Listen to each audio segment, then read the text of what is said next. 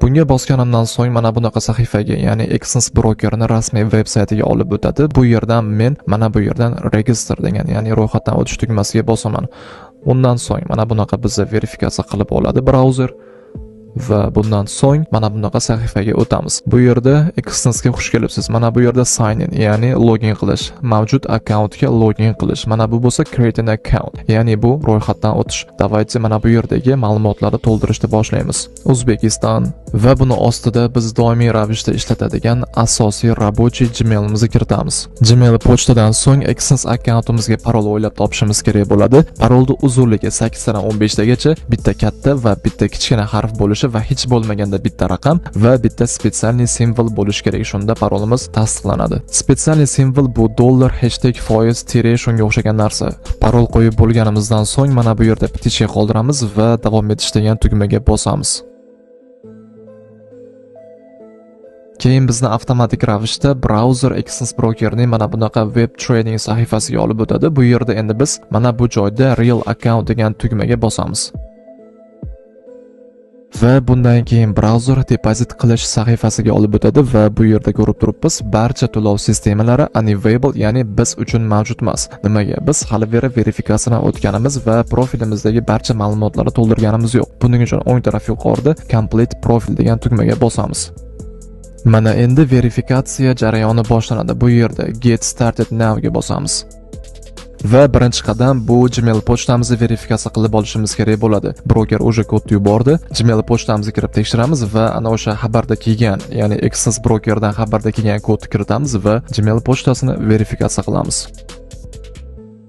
Brokerdan pochtamga kelgan xabarda ichidagi 6 xonali parolni kiritib bo'lganimdan so'ng Gmail pochta o'sha verifikatsiya qilib bo'lindi. Mana bu yerda bitishga chiqdi. Keyingi qadam bu telefon raqam verifikatsiyasi. Mana bu yerda confirm phone'ga bosamiz.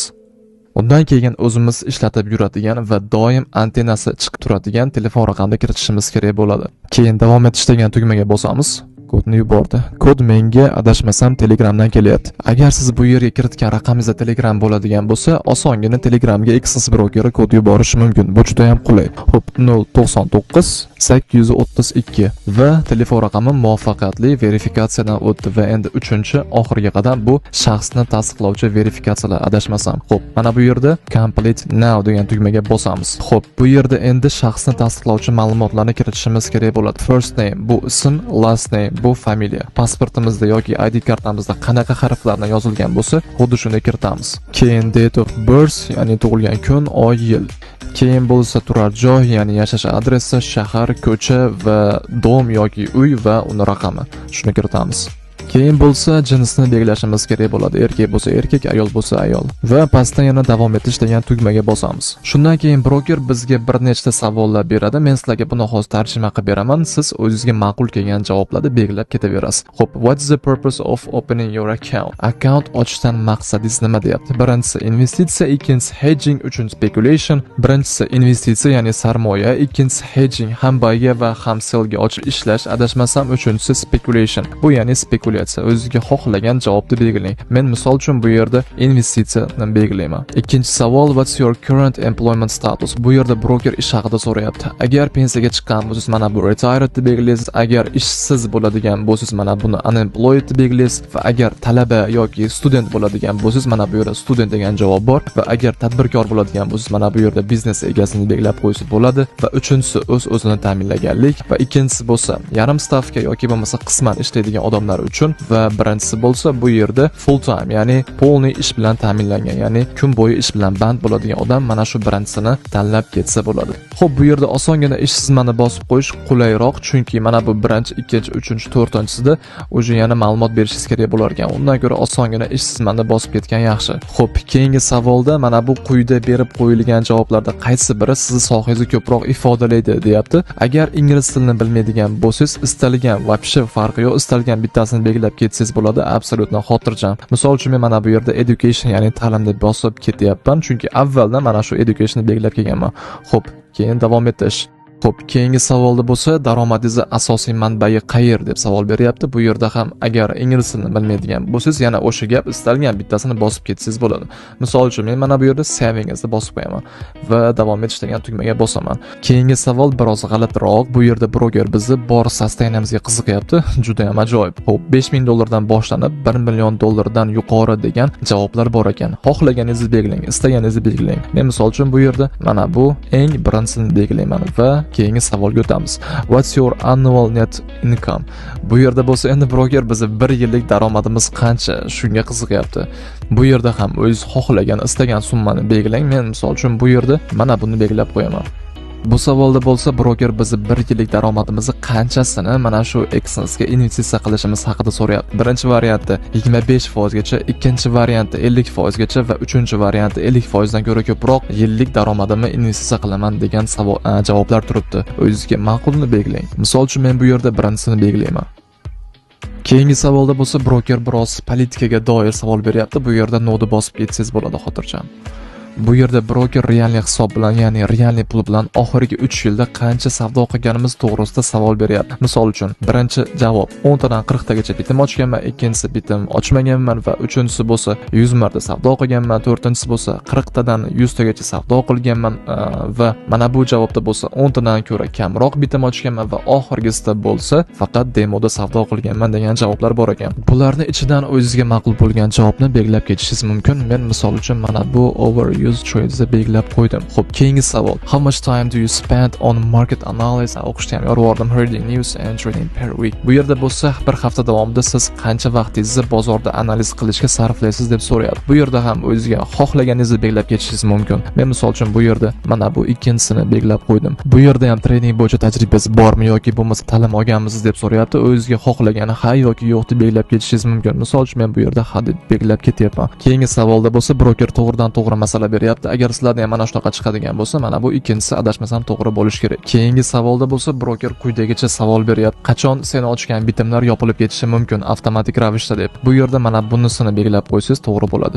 Bu yerda bo'lsa trading bo'yicha 1 yillikka planing qanaqa deb so'rayapti. Xo'p, birinchisi buni как hobbi sifatida qilib yuraman, ikkinchisi sekin-sekin o'rganib, polностью mana shu ishga o'tib ketib qolaman va uchinchisi bo'lsa o'qituvchi bo'laman. Ya'ni tradingni o'rgatadigan hozirda ham ko'payib ketdi-yu internetda. Shunaqa o'qituvchi bo'laman va oxirgisi bo'lsa full time professional trader, ya'ni bu yerda уже professional trader bo'laman degan. O'zingizga xohlagan va ma'qul bo'lgan javobni belgilang. Keyingi savolda bo'lsa qanaqa instrumentlar bilan yoki qanaqa aktivlar bilan savdo qilmoqchisan deb so'rayapti. Misol uchun birinchisi oltin, silver, undan keyin forex, ya'ni bu yerda valyutniy paralar bo'ladi va undan keyin kripto aktivlar, undan keyin neft va balobatlar, undan keyin bo'lsa aksiyalar va mana bu yerda bo'lsa hali vera o'ylab ko'rganim yo'q va oxirgisida bo'lsa boshqa javob beraman degan variant turibdi. O'zingizga xohlaganni, o'zingizga ma'qulni yana belgilang. Qaroch. Keyingi savolda bo'lsa biz haqimizda, ya'ni Exyns brokeri haqida birinchi marta qayerda eshitding yoki bilding deyapti. Misol uchun bu yerda YouTube'da belgilab ketsangiz bo'ladi. Va oxirgi savolda bo'lsa mana bu ikkalasiga pitichkani qoldiramiz va submit degan tugmaga bosamiz. Bu yerda endi alt sat deyapti. Gmail pochtamiz va telefon raqamimizni kiritib bo'lganimizdan so'ng va mana shu savollarga javob berib bo'lganimizdan keyin keyingi 30 kun davomida 2000 dollargacha bo'lgan mablag'ni bemalol depozit qilib ishlab pulimizni chiqarib olsak bo'lar ekan va lekin 30 kundan so'ng baribir все равно biz verifikatsiya qilishimizni talab qilishar ekan. Shuning uchun davaychi hozirda o'zida verifikatsiya qilamiz, chunki video aynan shu haqida. Mana bu yerda verify identity now degan tugmaga bosamiz. Bosganimizdan so'ng bu yerda bizga eslatma beryapti. Ismini tekshirib ol deyapti. Ismimizni tekshirib olamiz va undan so'ng ma'lumotlarni yuklash degan sariq tugmaga bosamiz. Va mana bu yerda bitishga qoldiramiz. Undan so'ng submit document deganiga bosamiz. Xo'p, undan keyin endi biz qanaqa ma'lumot, qanaqa hujjat yuklamoqchimiz, shuni turini belgilashimiz kerak bo'ladi. Mana bu yerda O'zbekiston turishi kerak va agar siz O'zbekiston fuqarosi bo'lsangiz va undan so'ng select your identity document. Bu yerda bo'lsa pasportmi, haydovchilik guvohnomasimi, ID kartami, shuni belgilaymiz. Misol uchun menda pasport. Mana shu joyga pasportni bosaman. Bosganimdan so'ng bu yerda pasport hujjati qanday qilib yuklashim bo'yicha menga eslatmalar beryapti va agar haydovchilik guvohnomasiga bosadigan bo'lsam, bu yerda ham eslatmalar bor va ID karta qiladigan bo'lsam, bu yerda ham adashmasam eslatmalar bor. Xullas, bu yerda men pasport yuklayman. Agar siz haydovchilik guvohnoma bilan verifikatsiya qilmoqchi bo'lsangiz, xotirjam spokойно haydovchilik guvohnomasini tanlab rasmga olib yuklashingiz mumkin va agar ID karta bo'lsa ham xuddi shuni shunaqa qilib verifikatsiya qilib olsangiz bo'ladi. Xullas shunaqa. Davayt pastroqqa tushaman. Tushib mana bu yerda aytayaptiki, pasportni chiroyli qilib rasmga ol, bunda bilik bo'lib qolmasin va xira bo'lib qolmasin, yorug'lik qolmasin, barcha raqamlari, barcha harflari ko'rinsin deyapti. Xuddi shunday qilib akkuratni qilib rasmga olamiz va pastda mana bu yerda upload document deganga bosib, rasmga olingan faylni tanlaymiz va yuklaymiz. Yuklab bo'lganimizdan so'ng mana bu yerda submit document degani bor, mana shunga bosamiz. Yuklab bo'lishim bilan ko'rdinglar, 3 sekundlar atrofida bir tekshirib oldi va yana all set, uje hammasi hal bo'ldi deyapti. Deposit qilishing mumkin deb pastda deposit now degan tugma chiqib turibdi. Endi bu yerda deposit degan narsaga bosmaymiz, mana bu yerda prosta X ga bosamizda va yana complete profilga bosamiz. Men xohlagan narsa oyna ochildi. Ya'ni bu yashash joyi adresi. Davaychi oxirigacha verifikatsiyadan o'tib olamiz. Chunki agar adresimizni verifikatsiya qilmaydigan bo'lsak, mojit qachondir bizga pulni yechib bermasligi mumkin. Shuning uchun davaychi oxirigacha verifikatsiya qilamiz. Yashash joyi adresini verifikatsiya qilish uchun quyidagi ma'lumotlardan, quyidagi hujjatlardan birortasini yuklang deb bizga broker eslatma beryapti. Bu yerda bir qancha hujjat turlari bor, lekin to'g'risini aytsam, men birortasini bularni yaxshi tushunmayman. Shuning uchun osongina yo'li bor. Bu ham bo'lsa my.gov saytiga kirish kerak. Ana o'sha joyda O'zbekiston fuqarosi, har bir O'zbekiston fuqarosining doimiy yashash joyi to'g'risidagi ma'lumoti bo'ladi. Ana o'shani yuklab, keyin mana bu brokerga yuklash kerak. Shunda hech qanaqa muammosiz verifikatsiyadan o'tib olish mumkin. Agar pasportimi rasm bor sahifasining orqasida propiskasi bor, uchetniy zapisi bor, shuni rasmga olib tashlasamchi deb so'raydigan bo'lsangiz, to'g'risi bilmayman. Men juda ham ko'p marta urinib ko'rganman, lekin meni tajribamda shuni aytishim mumkinki, bu orqali adresda verifikatsiya qilib olish biroz qiyinroq. Shuning uchun prosta mana bu my.gov saytiga o'tish kerak va o'ylaymanki bugungi kunga kelib hozir hamma bu saytdan foydalanishni biladi. Agar bu platformadan qanday foydalanishni bilmasangiz va yashash joyi to'g'risidagi ma'lumot topolmasangiz yoki qiynaladigan bo'lsangiz, adashmasam shu to'g'risida ham video joylagan bo'lishim kerak. O'ng taraf yuqorida agar topadigan bo'lsam, shu videoda chiqarib ketaman. Mana shuni birinchi ko'rib olib, keyin xotirjam mana shu ma'lumot topib yuklab olishingiz mumkin bo'ladi. Xo'p, men bo'lsa menda o'sha bu ma'lumot bor. Mana bu joyga qaytaman va pastdan ma'lumot yuklab bo'ldim. Endi pastga tushib, sariq tugma ichidagi ma'lumotni tasdiqlash degan tugmaga bossam ham bo'ladi. Your documents are under review. Ma'lumotlar tekshiruvda. Bu jarayon 3 minutdan 7 minutgacha vaqt olishi mumkin ekan va даже bir ish kuni, ya'ni 24 soatgacha ham vaqt olishi mumkin ekan ba'zi holatlarda. Mana shu narsa hal bo'lgandan so'ng verifikatsiya degan narsani полностью butun umrga esdan chiqarsak bo'ladi va keyin xotirjam ish qilaveramiz, короче. Bir qancha muddatdan so'ng verifikatsiya jarayoni muvaffaqiyatli yakuniga yetganini ko'rishimiz mumkin. Buni yuqoridagi mana bu petishkani qo'yib account verification complete degan yozuvdan bilib olsak bo'ladi. Xo'p, endi agar deposit sahifasiga o'tadigan bo'lsak, biz uchun barcha to'lov sistemalari o'zi dostupna, o'zi bizga bunda access bor. Ya'ni biz uchun mavjud demoqchiman. Ro'yxatdan o'tdik, ya'ni registratsiya qildik va shaxsimizni tasdiqlab, полностью verifikatsiyadan ham o'tib bo'ldik. Endi lekin hali beri video tugagani yo'q. Yana bir muhim joy bor, muhim jihati bor. Bu joyni albatta ko'ring. Ko'rmasangiz bo'lmaydi. Xo'p, oxirgi paytlarda juda ham ko'pchilik menga savol bergan, Access Broker bilan bir ko'ngilsizlik, bir muammo bo'layotgan ekan. Bu nima desa, qachonki ular pulni yechib olayotganida Access Broker kod yuboryapti, ularning telefoniga bo'lsa kod kelmayapti. Bu muammoga aynan nima sabab bo'lishini bilmayman, balki qanaqadir texnik muammolar bordir, lekin telefon raqamiga kod kelmayapti. Bu qachonki siz Access Brokerdan pulingizni chiqarib olmoqchi bo'lganingizda, broker sizni xavfsizligingizni o'ylab, siz kiritgan telefon raqamiga kod yuboradi. Mana shu kodni qachonki siz kiritmagunizcha sizni arizangiz tasdiqlanmaydi va broker sizga prosta pulni yechib bermaydi. Endi bu holatda nima qilish kerak? Bu holatda birinchi navbatda 24 soat kutish kerak ish kunida va ertangi kuni o'sha himoya tizimini telefon raqamdan Google Authenticatorga o'tkazish kerak. Ya'ni 2 bosqichli himoya tizimiga o'tkazib olishimiz kerak. Hozir shu narsani amalda men sizlarga ko'rsatib beraman qadam-qadam va shunday qiladigan bo'lsangiz sizda hech qanaqa muammo bo'lmaydi. Buning uchun biz mana bu yerda security settingsga o'tishimiz kerak.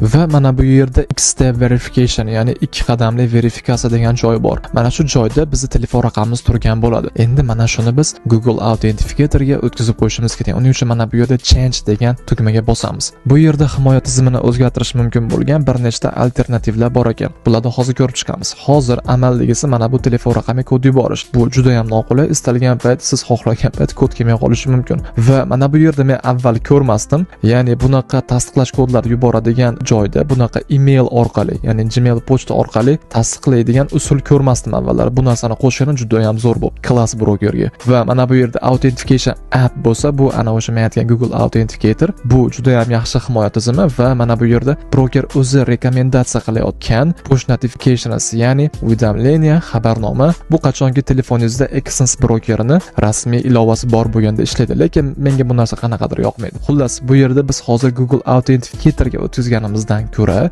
Gmail pochtaga olib qo'yganimiz juda ham maqsadga muvofiq. Bunga olib qo'yadigan bo'lsak, pochtamizga xabar yuboradi. Hammasi juda ham oson. Xabarning ichida kod bo'ladi. Buni tasdiqlash juda ham qulay. Nimaga endi Google Authenticator emas deydigan bo'lsangiz, qachonki Google Authenticatorga siz himoya tizimini o'rnatib qo'yadigan bo'lsangiz, qanaqadir muammo bo'lib mana shu Authenticator приложениesiga dostуп yo'qolib qoladigan bo'lsa, siz Exens brokerga qaytib kira olmay qolishingiz mumkin. Shuning uchun bu yerda Gmail pochta eng ma'qulrog'i va afzalrog'i deb o'ylayman. Mana shu Gmail pochtaga olamiz va keyingi tugmasiga bosamiz. Undan keyin adashmasam telefon raqamiga yana kod yuborish kerak bo'ladi. Kod yubordi, kodni qabul qilib oldim. Bu safar ham o'rtoqlar e'tibor bering, bu safar ham kod Telegram orqali kelyapti. 959 767. What action confirmed bo'ldi. Всё. Endi ikki bosqichli himoya tizimi bu Gmailda ishlaydi. Juda ham chiroyli, juda ham yaxshi. Klass. O'ylashimcha bugungi mana shu ma'lumotlar yetarli. Bugun hozir mana shu joyda videoni yakunlamoqchiman. Agar video sizga foydali bo'lgan bo'lsa va nimadir yangi narsa o'rgangan bo'lsangiz, doimgidek so'raydigan narsam faqat bitta. Videoga albatta like bosib qo'yib, o'zingizni fikringizni kommentariyada qoldiring va mana shu Income Fix kanaliga obuna bo'lib, eng muhimi qo'ng'iroqchani bosib qo'yishni esdan chiqarmang va shu orqali siz men yangi qo'ygan videomni o'tkazib olmaysiz. Shu joyda sizlar bilan xayrlashaman. Hammaga xayr, sog' bo'linglar, salomat bo'linglar.